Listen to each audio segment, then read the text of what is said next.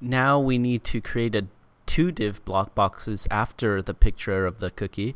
And one of the div boxes is going to say how many cookies you have, and the other div box is going to say how many cookies per second you have.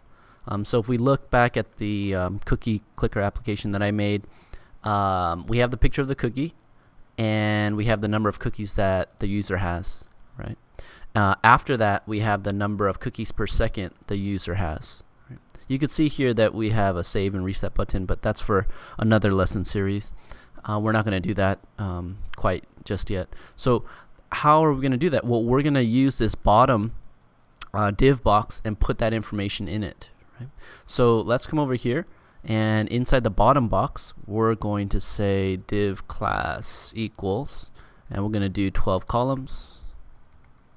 And in here, I'm going to say 0, because that's where I'm going to put the number of cookies that the user has. And of course, they always start out with 0. And then I'm going to make another box. And I guess I could just copy and paste it. Copy, paste it right over here. And here it's going to say cookies per second. So I'm going to say like CPS, and I'm going to say 0.0 maybe.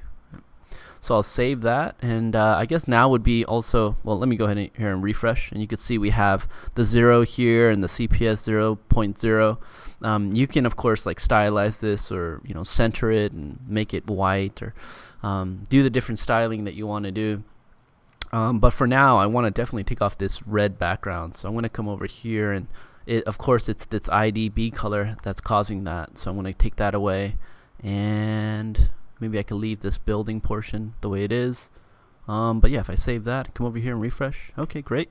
And then, yeah, I do want to center these guys, right? So I'm going to go over to my style sheet.